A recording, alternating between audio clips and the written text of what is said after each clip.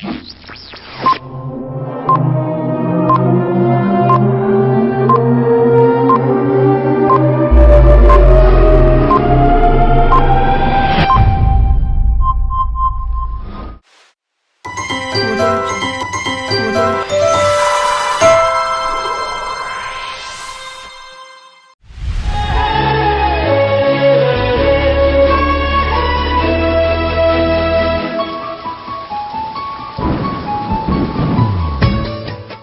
అంచె దినాల్లో అలనాటి పౌలును తలపించే పరలోక మర్మభరిత సందేశాలు. 13 సంవత్సరాల చిన్ననాటి నుండే దేవుని స్వాధీనమై ప్రతి విశ్వాసి బోధకుల స్థాయికి ఎదగాలనే హృదయ భారం గల దైవజనులు కిరణ్ పాల్ గారు మనతో దైవ చిత్తం పంచుకోబోతున్నారు. ప్రతి విశ్వాసి పరిపూర్ణ సామర్థ్యతకై అపోస్తలుల ప్రవక్తల పునాది, ప్రమాణ వాక్య ప్రకార బోధ, వాక్యాన్ని సరిగ్గా విభజించు విధానం, ఆది సంఘ నియమం, సువార్తను గూర్చిన మర్మం, వాక్య సారము, అంత్యకాల సేవా విధానము, శిష్యత్వము, పరిశుద్ధ వ్యక్తిత్వ నిర్మాణము. వాక్యం వింటుండగానే స్వస్థత పొందుతూ బోధకుల స్థాయి జ్ఞానంతో నింపబడుతున్నారు.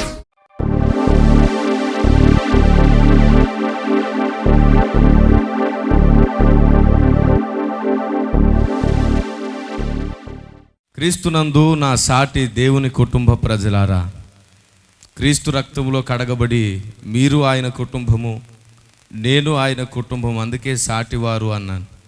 దేవునికి మహిమ కలుగునుగాక. ప్రభు పేరట మీ అందరికీ సమాధానం కలుగునుగాక. రండి నేరుగా వాక్య భాగాన్ని ధ్యానించుకుందాం. 1 యోహాను పత్రిక 5వ అధ్యాయము 20వ వచనాన్ని చదువుకుందాం. మనము సత్యవంతుడైన వానిని ఎరుగవలెనని దేవుని కుమారుడు వచ్చి మనకు వివేకమును అనుగ్రహించి ఉన్నాడని ఎరుగుదుము. చాలా స్పష్టంగా ఇక్కడ రాయబడిన మాట, మనము సత్యవంతుడైన వానిని ఎరుగవలెనని దేవుని కుమారుడు వచ్చి మనకు వివేకము అనుగ్రహించి ఉన్నాడు.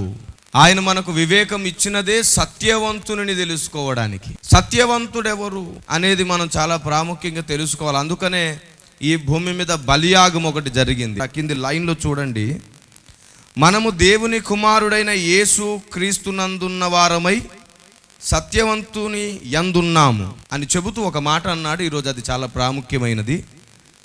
ఆయనే నిజమైన దేవుడును నిత్య జీవమునై ఉన్నాడు. ఆయనే నిజమైన దేవుడు అనగానే అభ్యంతరాలు ఉవ్వెత్తున లేస్తాయి. ఎందుకంటే ఇక్కడ స్పెషల్గా ఇంకొక అవకాశం లేకుండా బల్లగుద్ది మరీ చెప్పబడుతుంది. ఆయనే అంటే అర్థం ఏంటి? ఆయన కాక ఇంకెవరు లేరు అని అర్థం. ఆ మాట విన్నప్పుడు మన భారతీయ సహోదరులకు చాలామందికి క్రైస్తవులపై కోపం వస్తుంది. ఏంటండి వీరు, ఆయన ఒక్కడే దేవుడు అని చెప్పుకుంటారు, మన సంస్కృతి ఏంటి, మనమేంటి, మన భక్తి ఏంటి, మన పితరులేంటి, ఎన్నో వేల సంవత్సరాల చరిత్ర కలిగినది మన సంస్కృతి. ఈయన ఇప్పుడు వచ్చేసి ఆయనే నిజ దేవుడు అంటాడేంటి? ఎందుకు అంటే వారికి కోపం వస్తుంది. ఇక్కడున్న మాట ఒకసారి ఆలోచించండి. ఆయనే నిజమైన దేవుడు అంటే అర్థం ఏంటో తెలుసా? ఇంకా మిగతా వారు నిజము కాదు అని అర్థం. ఆ మాటకు కోపం వస్తుంది అన్నమాట.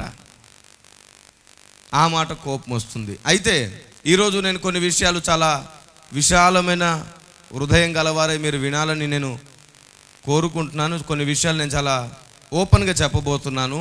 అయితే పరిశుద్ధాత్ముడే సమస్తాన్ని స్వాధీనపరచుకోబోతున్నాడు. దేవునికి స్తోత్రం కలుగునుగాక. Praise the lord.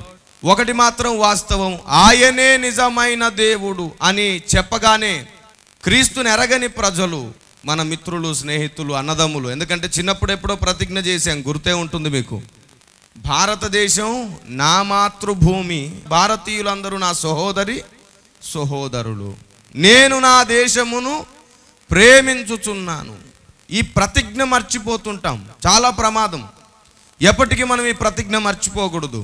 ఎందుకంటే దేశం కొరకు ప్రార్థించాలి అని దేవుని ఆజ్ఞ నిలిచే ఉంది కనుక దేశాన్ని ప్రేమిస్తే తప్ప దేశం కొరకు ప్రార్థన చేయలేం. కాబట్టి దేశభక్తి కూడా ప్రాముఖ్యం. ఎందుకంటే దేశము అంటే మట్టి కాదన్నారు గురజాడ అప్పారావు గారు కదా.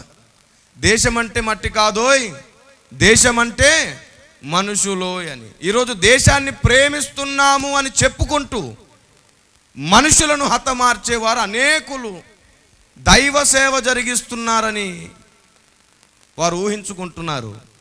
మనుషుల్ని హతమార్చేవాడు ఎప్పుడు కూడా దేశాన్ని ప్రేమించేవాడైతే కాదు.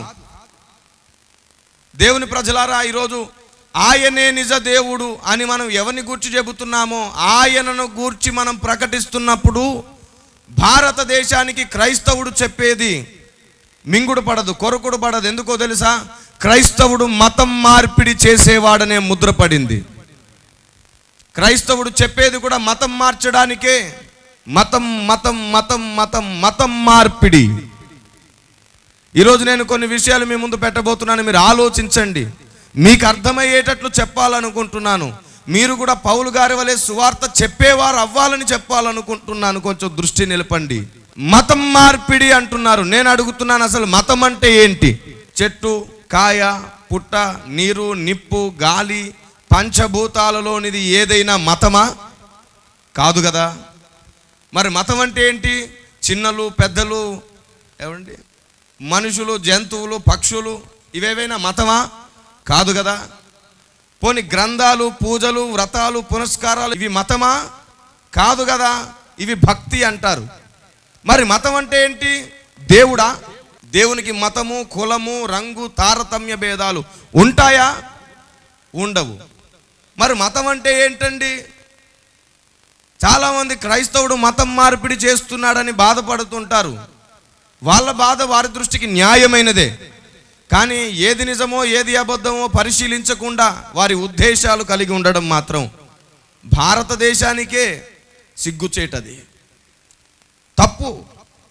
ఎందుకంటే సత్యమేవ జయతే అనే నినాదం దేశానికి ఉన్నది. సత్యము గెలవాలంటే పరిశీలన ప్రాముఖ్యం. మనుషుల్ని కొట్టి చంపితే కాదు, ద్వేషిస్తే కాదు, దూషిస్తే కాదు. ఏవండి, సువార్త చెప్పి వస్తుంటే కాచుకొని వాని కాళ్ళు చేతులు విరగొడితే వాడు ఇంకా చెప్పడనుకుంటున్నారేమో. అలా అనుకునే చాలా మంది ఇప్పటికీ ఎందరినో హతమార్చారు. వందల మంది హతమార్చబడితే వేల మంది లేస్తానే ఉన్నారు. దేవునికి మహిమ కలుగును గాక. ఎప్పుడు సత్యమును గుర్చిన వార్త అణిచివేయబడదు. ఎంత అణిచితే అది అంతగా ఎగిసి పడుతుంది. అది మనకు చరిత్ర చెబుతున్న నిజం. Praise the lord. అయితే దీంట్లో మనుషుల్ని హతమారిస్తే ఎవరు గెలవరు, ఎవరు ఓడిపోరు. కానీ పరిశీలనకు కూర్చుంటే మాత్రం ఏది సత్యమో ఏది అసత్యమో ఇట్టే తేలిపోతుంది. ఏది సత్యమో ఏది అబద్ధమో తెలుసుకోవడానికి కూర్చోవాలి. ఎందుకంటే నేను మాట్లాడుతున్నది నా దేశాన్ని ప్రేమిస్తున్నానన్న హృదయ నిశ్చయతతో. దేవునికి స్తోత్రం కలుగును గాక. నేను నా దేశాన్ని కానీ, నా దేశ ప్రజలను కానీ, నా దేశ నమ్మకాలను కానీ ఏ రోజు కించపరచను.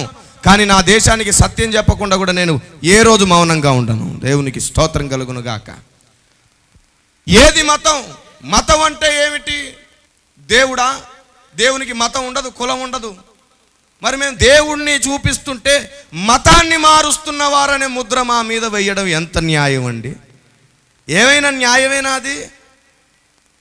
క్రైస్తవుడు మతాన్ని ప్రకటించడు, క్రైస్తవుడు దేవునిని ప్రకటించేవాడు. దేవునికి స్తోత్రం కలుగును గాక. దేవునికి మతం లేదు, దేవునికి కులం లేదు, రంగు తారతమ్య భేదాలు లేవు. దేవుడు అన్నవానికి అలాంటి లక్షణాలు లేవు. దేవుడు అందరికీ దేవుడు. అందుకే చాలా చక్కగా రాయబడింది అపోస్తల కార్యం 10వ అధ్యాయం 36వ వచనములో, యేసు క్రీస్తు అందరికీ ప్రభువు. ఆయనకు అంటుడు ముట్టుడు లేదు, తారతమ్య భేదాలు లేదు, కుల భేదాలు లేదు. ఆయన గ్రామానికో దేవుడు కాదు, మండలానికో దేవుడు కాదు, జిల్లాకో దేవుడు కాదు, రాష్ట్రానికో దేవుడు కాదు, దేశానికో దేవుడు కాదు. ఆయన ప్రపంచంలో ఉన్న ప్రతి వ్యక్తికి దేవుడు. ఈరోజు మేము దేవుణ్ణి ప్రకటిస్తున్నాం సహోదరులారా, దేవుణ్ణి ప్రకటిస్తున్నాం, మతాన్ని ప్రకటించట్లేదు.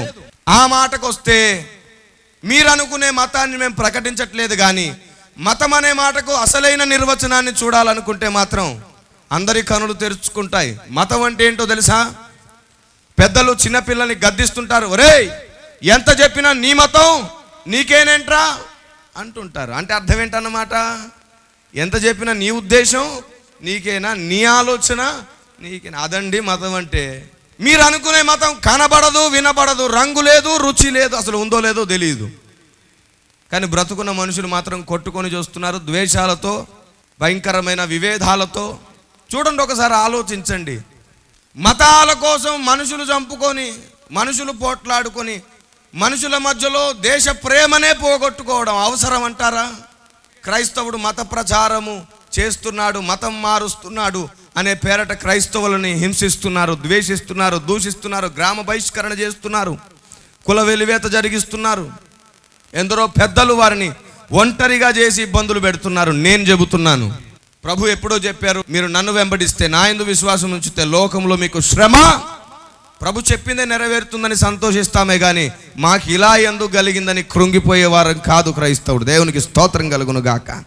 దేవునిని నమ్మేది సుఖ సంతోషాల కోసం కాదు.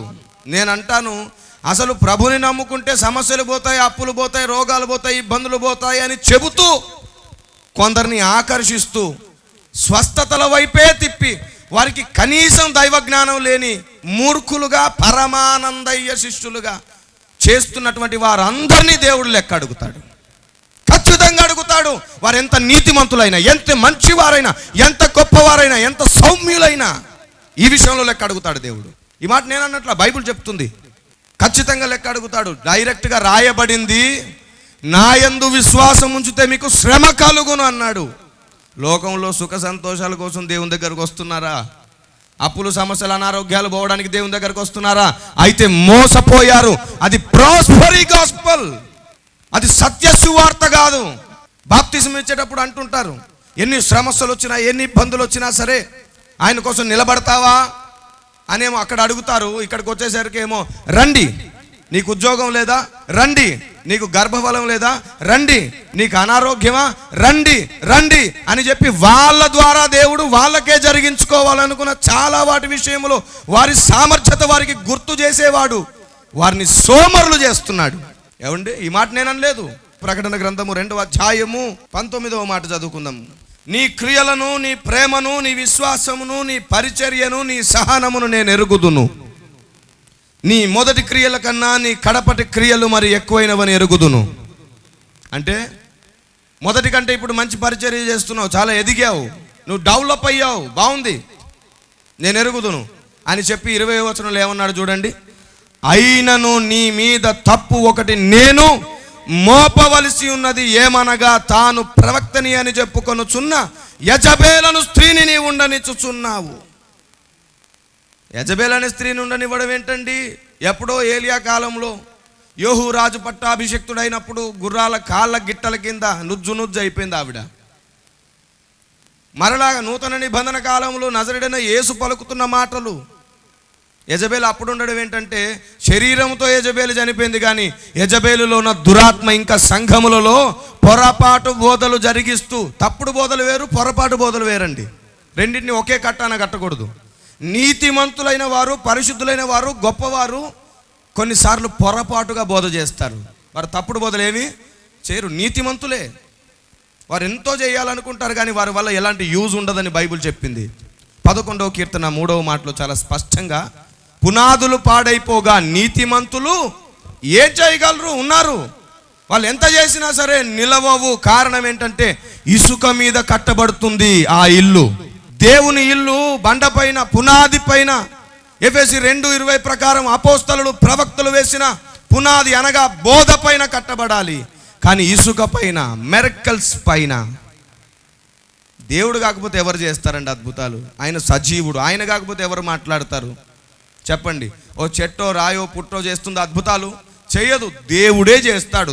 యేసుని నమ్మడం అంటే మతం మార్పిడి కాదు. యేసుని నమ్మమనేది మేము అద్భుత, ఆశ్చర్య, సూచక క్రియల కోసం కాదు, లేదంటే ఈ లోకంలో క్షణికమైనవి గతిస్తాయి చూశారు వాటిని ఎరవేస్తున్నది కాదు. కానీ ఈరోజు మాలోనే కొందరు కల్పులు ఆ పని చేసి, దౌర్భాగ్యమైన పనులు చేసి క్రైస్తవ్యానికి మచ్చ తెచ్చి పెడుతున్నారు. ఏమండి, ఒక పెద్ద ఆయన అన్నారు, బాబు ఈనాడు ఎక్కడ చూసినా క్రైస్తవ మాంత్రికులు ఎక్కువైపోయారు నాయన అన్నాడు. నేను ఒక క్షణం, మీ ఉద్దేశం ఏంటండి అంటే, వీరు నీళ్లు జల్లుతున్నారు, బూడిద తీసుకొస్తున్నారు, రకరకాల పండ్లు అని చెప్పేసి పండుగలు పెడుతున్నారు, పిచ్చి పిచ్చి పనులు ఎన్నో చేస్తున్నారు, కానీ వాక్యము విశ్వాసులలో నాటే పని ఎవరు చేస్తారు నాయన అన్నాడు. నిజమే అంకుల్, మీలో ఉన్న ఆ వేదన పరిశుద్ధాత్మునిలో కూడా ఉంది, కానీ ఆ మాట మనం చెబితే విరోధులం అయిపోతాం, యథార్థవాది లోక విరోధి, విమర్శిస్తున్నట్టు అయిపోతాం.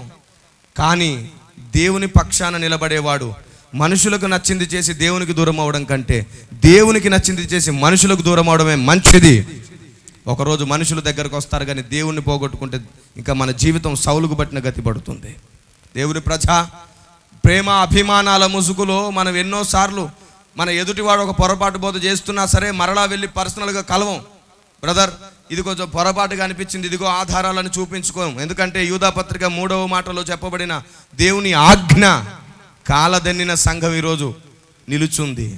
బోధ నిమిత్తం పోరాడమని దేవుడు చెబితే మనం పోరాటం చెయ్యం, ప్రేమ అభిమానాల ముసుగులో ఉన్నాం మనం. కానీ ఈరోజు నా భారతదేశానికి చెబుతున్నాను, జాగ్రత్తగా వినండి. మేము క్రీస్తును గూర్చి కేవలం ఈ లోక సంబంధమైన సుఖాలను మేము చూపించి చేస్తున్నది కాదు.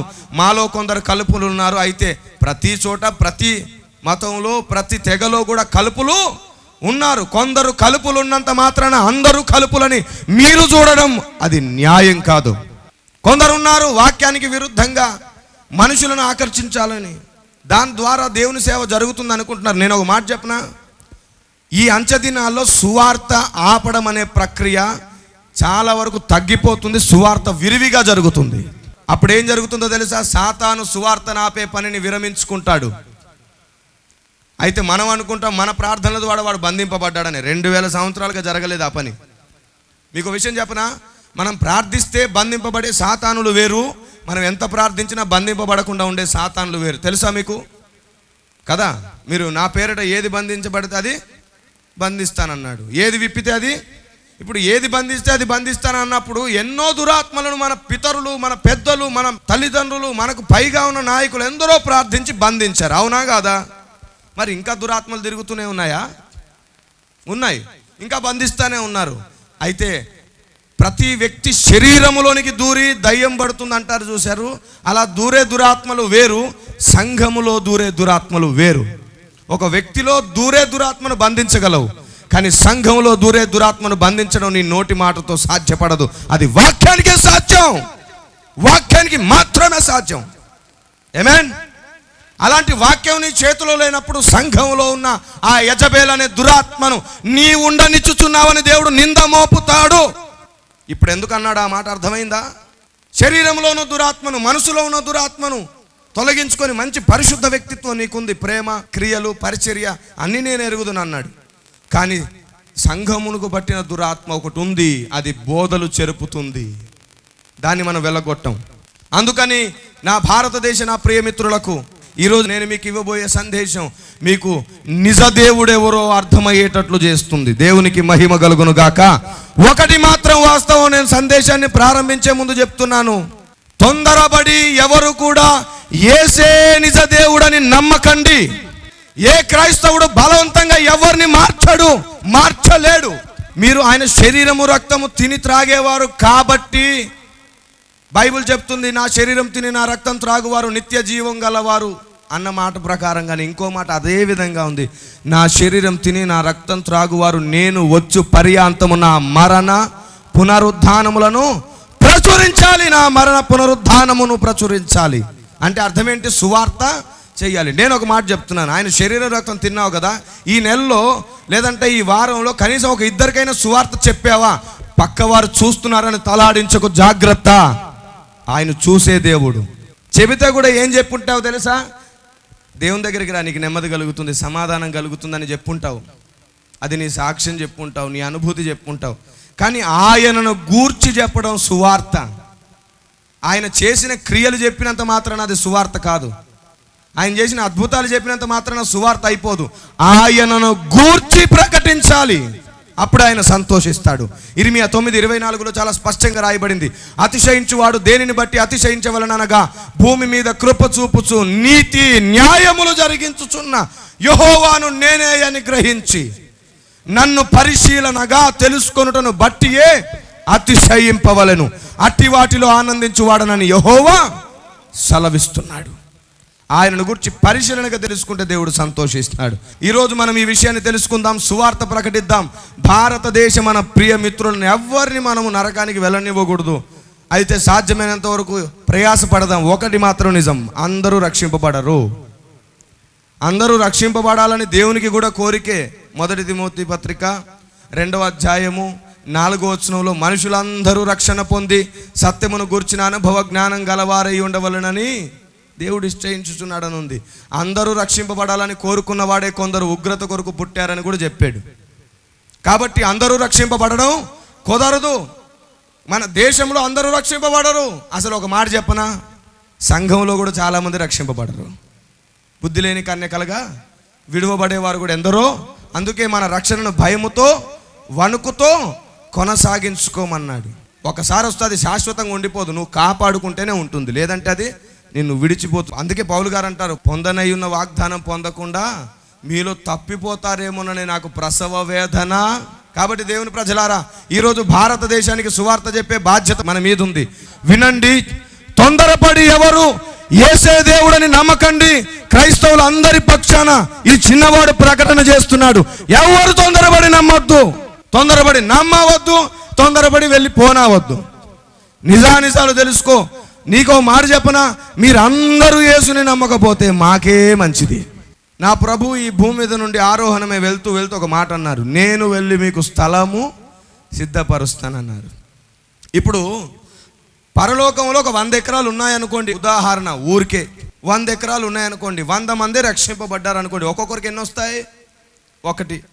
50 మంది రక్షింపబడితే 2, 10 మంది రక్షింపబడితే అంటే సంఖ్య ఎంత తగ్గితే అంత ఆస్తి పెరుగుతుంది.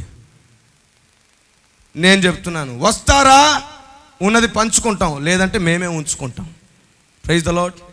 అందుకు నేను చెబుతున్నాను, ఎవరు తొందరపడి నమ్మకండి బాబు. మీరు నమ్మకపోతే మాకే మంచిది. మరి ఎందుకురా బాబు సభలు పెడుతున్నావు? సభలు పెట్టి ఎందుకు ఈ సువార్త అంటే ప్రభు చెప్పమని ఆజ్ఞాపించారు. మాకు వ్యక్తిగత స్వార్థం ఒకటి ఉంది, దేవుడిచ్చిన బాధ్యత కూడా ఉంది. మీరు పూర్తిగా నమ్మాలన్నదే మా కోరిక, మీరు రక్షింపబడాలన్నదే మా ఆలోచన. కానీ రక్షింపబడకపోతే మాకే క్షేమం అనే విషయం కూడా ఒకసారి చెప్తున్నాను. ఇందును బట్టి మీకు అర్థం కావాలి, క్రైస్తవుడికి ఇంకొక స్వార్థం ఉంది. ఏంటో తెలుసా? పరలోకంలో ఆయన ఇచ్చే స్వాస్థ్యము అధికంగా పొందాలనే స్వార్థం ఉంది. కాబట్టి ఎక్కువ మంది రాకపోతే మాకే మంచిది. ఇప్పుడు చెప్పండి, మేము బలవంతం మతం మార్పిడి చేస్తున్నామని ఎవరు చెప్పగలరు? చెప్తున్నాం, వింటే అది సత్యమని మీకు అనిపిస్తే మిమ్మల్ని ఎవరు ఆపలేరు. ఖచ్చితంగా మీరు రక్షింపబడి తీరుతారు. ఎందుకంటే ఆస్తి నాది మీది మనది కాదు, ఆయనది. ఆయన పంచిస్తాడు వారసునిగా నువ్వు మారితే. దేవునికి స్తోత్రం కలుగును గాక. అవును, అసలు ఇంత వివాదం ఏంటి? ఈరోజు ఎవరు నిజ దేవుడు అని తెలుసుకోవలసిన దౌర్భాగ్యం ఎందుకు పట్టింది? ఎవరు నిజ దేవుడు అని పరిశీలించవలసిన దౌర్భాగ్యం ఎందుకు పట్టింది? అసలు నిజ దేవుడు ఎవరు? మొదటి మానవుడు ఎక్కడుండేవాడు? అసలు ఆ మానవుడు మొదట ఎవరిని ఆరాధించాడు? సృష్టికర్త అన్నవాడు ఉన్నాడు అంటే మానవుని చేశాడన్నమాట నిజమే. అయితే అది ఏదో ఒక చోట దేవుడు వాడిని చేసి ఉంటాడు. అది ఎక్కడ చేశాడు? అయితే మొదటి మానవుడు ఎక్కడ చేయబడ్డాడో, ఆ మానవుడు ఎవరిని ఆరాధించేవాడో ఈ ఆర్కియలాజికల్ ప్రూఫ్స్ ఒకవేళ మనం చూడగలిగితే, ఆ మొదటి మానవుని చేసిన దేవుడు, ఆ మొదటి మానవుడు నివసించిన ప్రదేశము, అదంతా పరిగణలోనికి తీసుకుంటే నిజ దేవుడు ఎవరో బయటకు వచ్చే అవకాశం ఉంది. దేవునికి స్తోత్రం కలుగును గాక. Praise the Lord. Archaeological proofs ఇలా చెబుతున్నాయి, మొదటి మానవుడు భూమధ్య భాగములో ఉండేవాడని. భూమధ్య భాగము ఏమండి, బైబిల్ గ్రంథం కూడా ఇలా చెబుతుంది. ఒకసారి మీరు ఇప్పుడు తెర మీద చూడండి, మొదటి మానవుడు ఎక్కడ ఉండేవాడో చూడండి ఒకసారి. అదిగోండి, బాబేలు గోపురం కనబడుతుంది. ఈ బాబేలు గోపురం దగ్గర బైబిల్ చెబుతున్న ప్రకారంగా ఆర్కియలాజికల్ ప్రూఫ్స్ కూడా ఉన్నాయి, ఆధారాలు కూడా దొరికాయి. భూగర్భ శాస్త్రజ్ఞులు దాన్ని ఇప్పటికీ నిరూపించారు కూడా. అక్కడ మానవుడు ఒకే చోట ఉన్న ప్రదేశం ఇది, ఒకే భాష, ఒకే ప్రజ. అప్పటికి ప్రజలు వేరవ్వలేదు, భాష ఒకటే, ప్రజలు ఒకటే. ఇప్పుడు వారు బాబేలు గోపుర నిర్మాణం చేస్తున్నప్పుడు దేవుడే ఈ భూమి మీదకి దిగి వచ్చి ఒక్క చోట ఉన్న ప్రజల్ని మొత్తం చెదరగొట్టాడు. ఎందుకో తెలుసా? ఆదామవలతో ప్రభు ఒక మాట అన్నారు, మీరు ఫలించి అభివృద్ధి పొంది విస్తరించమన్నాడు. కానీ బాబేలు గోపురం యొక్క ఉద్దేశం ఏంటో తెలుసా? నిమ్రోద్ అనే ఒక రాజు, ఒక మహాపరాక్రమశాలి, అతను అందరినీ నేనే ఏలాలి, నేనే పరిపాలించాలి అని చెప్పి దాన్ని ఒక రాజధాని నగరంగా చేసుకోవాలనుకున్నాడు. బాబేలు గోపురం నిర్మాణం చేసినాడు. ప్రజలందరూ అక్కడ ఉన్నారు. దేవుడు తన చిత్తానికి విరుద్ధంగా చేస్తున్న దీనిని నిలిపివేయడానికి ఈ భూమి మీదకి దిగి రావడం జరిగింది. చూడండి ఒకసారి మీరందరూ. దేవుడు బాబేలు ప్రజలను చెదరగొట్టుట. ఒకే భాష, ఒకే ప్రజ బాబేలు గోపురం దగ్గర ఉన్నారు. ఈ బాబేలు గోపురం దగ్గర దేవుడు దిగి వచ్చి ఎలా చెదరగొట్టారంటే భాషలు తారుమారు చేశాడు. అంటే ఈరోజు భూమి మీద అనేక భాషలు ఉన్నాయి, వీటికి కర్త దేవుడు. Praise the lord. దేవుడు వారిని చెదరగొట్టాడు. ఎలా చెదరగొట్టాడు తెలుసా? భూమధ్య భాగంలో ఉన్న ఈ ప్రజలు భూమి అందంతటా చెదిరిపోవాలని చెదరగొట్టాడు. అప్పుడు భూమధ్య భాగం నుంచి చాలా మంది వలస వచ్చారు. అవును, వీళ్ళు చెదిరిపోవడానికి కారణం ఏంటి? భాషలు తారుమారగుట. అదిగోండి, భాషలు తారుమారగుట, ప్రజలు చెదిరిపోవుట. అప్పుడు ప్రపంచమందంతటా ప్రజలు చెదిరిపోయారు. అప్పటికి దేశాలు లేవు, రాష్ట్రాలు లేవు, కులాలు లేవు, మతాలు లేవు, ఏమీ లేదు. భాషలు తారుమారైపోయి ప్రజలు వెళ్ళిపోయారు. అయితే ప్రజలకు అప్పటికి ఒక లక్షణం ఉంది, దేవుని వెదకడం. దేవుని వెదకడం అనే లక్ష్యం కలిగినటువంటి వారు ఎంత దూరం వెళ్ళినా, ఎన్ని ఖండాలు దాటినా, ఎక్కడికి వలస వెళ్ళినా సరే దేవుణ్ణి వెదికే మనసు మాత్రం వారి నుండి పోలేదు. భాష మారింది కానీ భావం మారలేదు. దేవుని వెతుకుతూనే ఉన్నారు. చూడండి ఒకసారి. ఆ తర్వాతే భారతదేశం అనే దేశం కూడా ఏర్పడింది. భారతదేశానికి కూడా కొందరు వచ్చారు. భారతదేశం గుర్తింపులోకి రాకముందే ఇక్కడికి కొందరు వచ్చారు, వలస వచ్చారు. మొదటి నుంచి ఎవరు ఏ దేశంలో ఉండలేదు. అందరూ భూమధ్య భాగం నుంచి వలస వెళ్ళి ఆయా దేశాల్లో స్థిరపడ్డారు. అప్పుడు వాటికి ప్రదేశాలు అని పేరు. ఎప్పుడైతే జనసంద్రం అధికమైందో అవి ప్రదేశాలు కాస్త దేశాలుగా పేరు పొందాయి. మీరు చెప్పండి, గ్రామము అంటే చాలా తక్కువ జనాభా, మండలము అంటే అనేక గ్రామాల సముదాయం, జిల్లా అంటే మండలాల సముదాయం, రాష్ట్రం అంటే జిల్లాల సముదాయం, దేశం అంటే మరలా రాష్ట్రం. అంటే జనాభా అధికమవుతున్నప్పుడు ఒక్కొక్క పేరు మారుతూ వచ్చింది కదా. అలాగే విస్తారమైన జనము దేశముగా పిలువబడ్డారు. అందుకే ఏమన్నాడు? దేశం అంటే మట్టి కాదోయ్ మనుషులు, విస్తారమైన జనము దేశము. ప్రదేశము తర్వాత దినాల్లో దేశముగా పరిణతి చెందింది. అయితే ఇక్కడ మీకు ఒక విషయం చెప్పాలి. దేశాలు విడిపోయాయి, ప్రజలు విడిపోయారు, కానీ దేవుని వెదికే లక్షణం అయితే పోలేదు. అప్పటికి దేవుని వెతుకుతూనే ఉన్నారు. చూడండి ఒకసారి. అన్ని దేశాల వారు దేవునిని వెదికారు. మన దేశ ప్రజలు కూడా, భారతదేశ మహర్షులు కూడా దేవుని వెదికారు. చూడండి ఒకసారి. అదిగోండి, భారతదేశ మహర్షులు కూడా దేవునిని వెదికారు. తపస్సు చేసి వెదికారు. ఏం చేసి వెదికారు? తపస్సు చేసి. తపస్సు అనే మాటకు అర్థం తెలుసా? తపస్సు అనే మాటకు అర్థం తెలియాలంటే తమస్సు అనే మాటకు అర్థం తెలియాలి. తమస్సు అనే మాటకు అర్థం తెలుసా? తమస్సు అనగా చీకటి. తపస్సు అంటే చీకటిలో నుండి వెలుగులోనికి వెళ్ళే ప్రయత్నం అని అర్థం. ఇప్పుడు చెప్ప, ఆ మాట అనకూడదా? చీకటిలో నుండి వెలుగులోనికి వెళ్ళే ప్రయత్నం. మీకు తెలుసా, మన స్కూల్స్లో, కాలేజెస్లో కూడా మనకు ఒక ప్రార్థన నేర్పిస్తుంటారు. యాజ్ఞవల్కి మహర్షి చేసిన ప్రార్థన. ఈ యాజ్ఞవల్క మహర్షి బృహదారణ్య ఉపనిషత్తులో చేసిన ప్రార్థన స్కూల్స్లో, కాలేజెస్లో నేర్పిస్తుంటారు. ఏమనో తెలుసా? అసతో మా సద్గమయ, తమసో మా జ్యోతిర్గమయ, మృత్యోర్మ అమృతంగమయ అనే మాటకు అర్థం తెలుసా? అసతో మా సద్గమయ అంటే, ఓ దేవా, అసత్యము నుండి మమ్మల్ని సత్యములోనికి నడిపించు. అసతోమా సద్గమయ్యా, అయ్యా మమ్మల్ని సత్యంలోనికి నడిపించు. తమసోమా జ్యోతిర్గమయ, చీకటి నుండి వెలుగులోనికి నడిపించు. మృత్యోర్మ అమృతంగమయ, మరణము నుండి జీవంలోనికి నడిపించు. 3 ప్రార్థనలు చేశాడు ఈ మహానుభావుడు. 1 సత్యంలో నడిపించు, 2 వెలుగులోనికి నడిపించు, 3 జీవంలోనికి నడిపించు. ఎవరికి ప్రార్థన చేశాడంటే సృష్టికర్త అయిన దేవునికి ప్రార్థన చేశాడు. అయ్యా నడిపించు. రైట్. యాజ్ఞవల్కుడు ఎవరికి ప్రార్థన చేశాడా? మహర్షి దేవునికి. ఎవరు జవాబు చెప్పాలి? దేవుడే చెప్పాలి. మరి ఎన్నో సంవత్సరాల క్రితం ఆయన చేసిన ప్రార్థనకు 2016 సంవత్సరాల క్రితం ఈ భూమి మీద ఒక ఆయన మాట్లాడాడు. బాబు, సత్యం కావాలన్నారుగా, నేనే సత్యమును. వెలుగు కావాలన్నారుగా, నేనే వెలుగును. జీవం కావాలన్నారుగా, నేనే జీవాన్ని. అంటే యాజ్ఞవల్కుడు చేసిన ప్రార్థనకి జవాబిచ్చిన వాడే దేవుడైతే ఈరోజు భూమి మీద ఆ జవాబు ఇవ్వగలిగిన వ్యక్తి ఒకే వ్యక్తి కనబడుతున్నాడు. ఆయన నజరేయుడైన యేసు. దేవునికి స్తోత్రం కలుగును గాక. ఈ 3 విజ్ఞాపనలు విని వాడికి జవాబు ఇవ్వగలిగిన వాడు ఆయన ఒక్కడే. ఇంతవరకు ఎవరు ఆ జవాబు ఇవ్వలేదు. అంటే యాజ్ఞవల్క మహర్షి చేసింది ఎవరికి ప్రార్థన? ఇక్కడ ఇంకో మాట, విదేశీ దేవుడు, తెల్లవాళ్ళ దేవుడు, మాదిగల వాళ్ళ దేవుడు, ఇలాంటి పిచ్చి మాటలు ఎన్నో మాట్లాడతారు. నేనంటాను, మరలా చెప్తున్నాను, దేవునికి దేశ భేదం లేదు, రంగు భేదం లేదు, కుల భేదం లేనే లేదు. వాళ్ళ దేవుడు వీళ్ళ దేవుడు అంటారేంటయ్యా బాబు? అందరికీ దేవుడు ఆయన ఎవరు అనే ప్రశ్నలో ఈరోజు ఉన్నాను నేను. ఆ రోజు వాళ్ళు కూడా అదే పని చేశారు. దేవా నువ్వెవరివి, ఎలా ఉంటావు, ఎక్కడ ఉంటావు, నిన్ను ఎలా గుర్తుపట్టాలి? అప్పుడు దేవుడు వారికి దర్శనం ఇచ్చాడు. చూడండి ఒకసారి, అదిగోండి, దేవుడు ఋషులను దర్శించాడు. దేవునికి స్తోత్రం కలుగును గాక. ఎలా దర్శించాడు అంటే వారి ప్రార్థన విని దేవుడు దర్శించాడు. ఎందుకంటే పరిశుద్ధ బైబిల్ గ్రంథం చెబుతుంది, యథార్థముగా మొరపెట్టు వారికి ఆయన సమీపం, నిజముగా మొరపెట్టు వారికి ఆయన సమీపం. ఇప్పుడు ఒక మాట అంటాను, నిజముగా మొరపెట్టే క్రైస్తవులకే ఆయన సమీపం అని ఉందా బైబిల్లో? నిజముగా మొరపెట్టే వారికి సమీపం అంటే అర్థం ఏంటి? ఎవరికైనా ఆయన సమీపం అవుతాడు వాడు నిజంగా ప్రార్థిస్తే. Praise the lord. అయితే వీరు యథార్థంగా దేవుని వెతికారు. నువ్వెవరివయ్యా? మన ఋషులు దేవుని వెతికే సమయానికి దేవుని పేరు తెలియదు. ఇది నోట్ చేసుకోండి, మీ మనసులో మర్చిపోకండి. దేవుని పేరు తెలీదు, దేవుడు ఎలా ఉంటాడో తెలీదు, దేవుడు స్త్రీయా పురుషుడా తెలియదు. తెలియకయే దేవుని వెతికారు ఎవరు ఎవరు అని. అందుకే వేదాలలో రాయబడింది. ఈ గ్రంథాలు నేను చదివాను, ఇందులో ఎక్కడ కూడా విగ్రహారాధన లేదు. ఇందులో ఎక్కడ కూడా ఫలానా అని ఒక పేరు ప్రకటించలేదు. దేవుళ్ళు చాలామంది ఉన్నారని వేదం చెప్పట్లేదు. దేవుడు ఒక్కడే అని చెప్తుంది, ఆయన ఆత్మస్వరూపి అని చెప్తుంది. ఆయన వెదకకపోతే, ఆయన తెలుసుకోకపోతే నరకం తప్పదని చెప్తుంది వేదం. Praise the lord.